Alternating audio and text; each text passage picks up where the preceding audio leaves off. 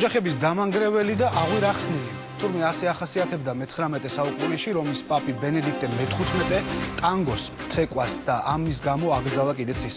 დღევანდელი რომის პაპი ფრანცისკე კი ხმამაღლა ამბობს, რომ საოცრად უყვარს ფეხბურთი და ტანგო. აი ასე შეიცვალა კათოლიკური ეკლესია სულ რაღაც 150 წელიწადში და ტანგოს დღეს ყველგან უპრობლემოდ ცეკვავენ. მათ შორის საქართველოშიც. თბილისში მსოფლიო დონის ოსტატებიც კი ჩამოდიან, რომ ქართველ მოყვარულებს მასტერკლასი აჩვენონ.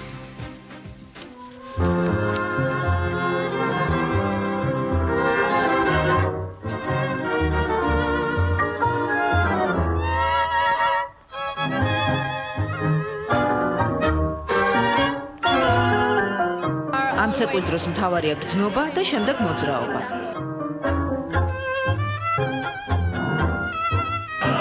გარშემო ვერაფერს ამჩნევ, მხოლოდ პარტნიორს უნდა შეიგრძნობდე და ხედავდე.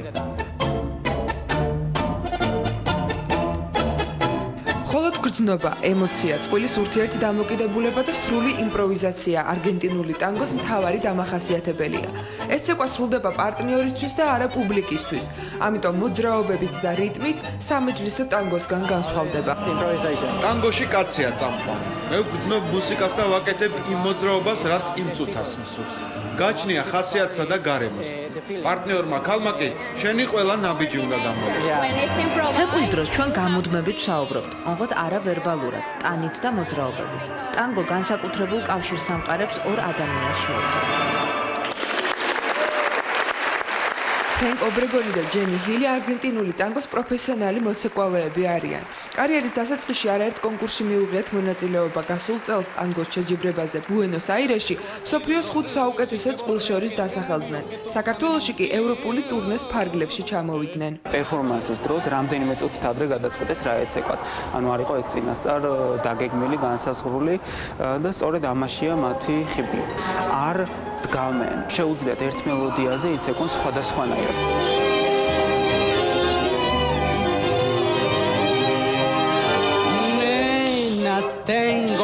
ჯენი და ფრენკი ვენესუელიდან არიან, მაგრამ წლებია არგენტინაში, ბუენოს-აირესში ცხოვრობენ.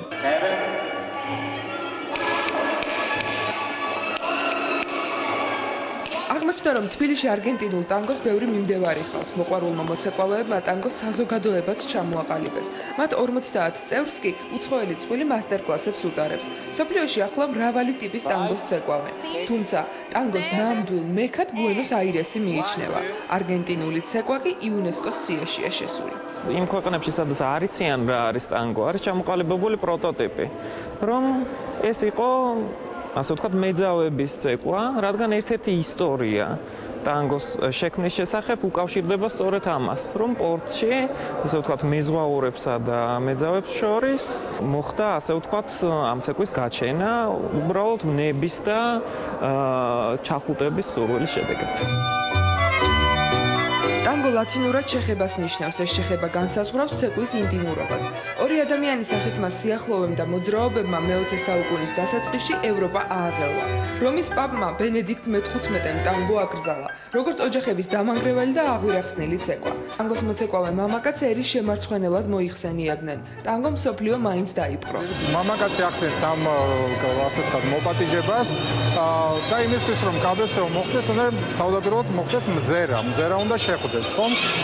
ქალს ყოველთვის აქვს იმისი საშუალება თუ არ უნდა ამ ადამიანთან ცეკვა, უბრალოდ მზერა არიდოს, ანუ მაშინ მამაკაცმა უნდა გააგრძელოს ძიება და სხვა ქალბატონი დაპატიჟოს თავისი მზერით, ანუ გააკეთოს კაბესეო.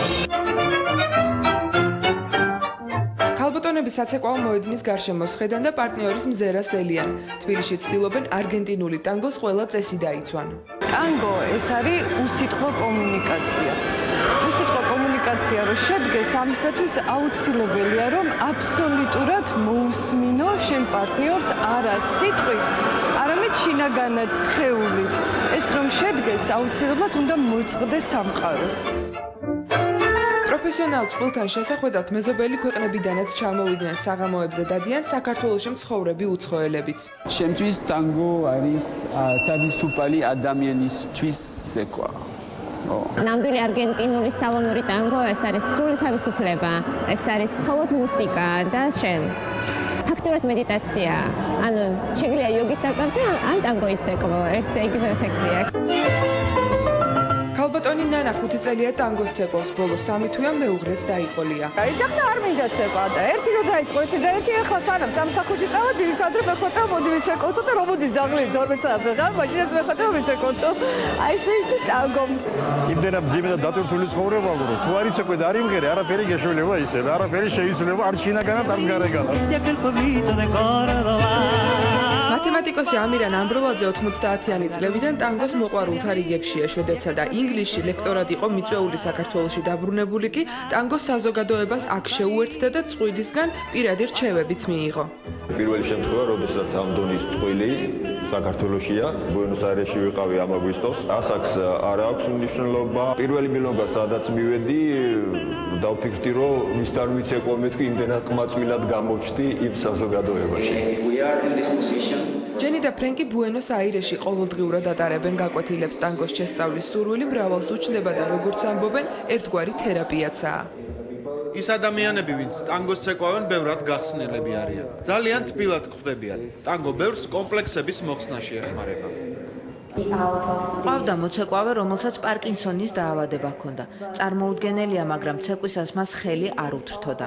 ასევე დეპრესიაში მყოფი ძალიან ბევრი ადამიანი იწყებს ცეკვას. ტანგოს ცეკვას თავისი წესები აქვს. ბუენოს-აირესში მოცეკვავე წყვილებს შორის დისტანციის დაცვა აუცილებელი იყო. ტანგოს ისტორიის შავბნელ მხარეებს წყვილი იუმორით იხსენებს. ცეკვის დროს წყვილები ერთმანეთს შემთხვევით თუ შეეჯახებოდნენ, ხელჩართული ჩხუბი იწყებოდა. დანებით ჭრილობებს აყენებდნენ ერთმანეთს. ახლა ასეთ აგრესიას აღარ იწვევს, მაგრამ თუ ვინმეს გაკარი ხელი, მაინც გაბრაზებული შემოგხებებს. ჯენიმ და ფრენკმა ერთმანეთი 8 წლის წინ გაიცნეს, მაშინ ორივე სხვა მეწყვილე ჰყავდა. მათი მომავალი ერთმა ტანგომ გადაწყვიტა პარტნიორები ჯერ ცეკვაში, შემდეგ ცხოვრებაში გახდნენ. მას შემდეგ სულ ერთად ვართ. ქორწილს ნოემბერში ვგეგმავთ. თბილისში დატვირთული ორდღიანი ტურის მიუხედავად, ქალაქის დათვალიერება მაინც მოახერხეს. საქართველოდან ბუენოს-აირესში დაბრუნდებიან და მსოფლიო ჩემპიონატისთვის მოემზადებიან, სადაც 2014 წლის ტანგოს საუკეთესო მოცეკვავეები გამოვლინდებიან. ასეთი იყო გასული კვირის ყველაზე მნიშვნელოვანი და საინტერესო ამბები. პოსტსკრიპტუმი მომავალ კვირამდე გემშვიდობებით. ახალგაზრდა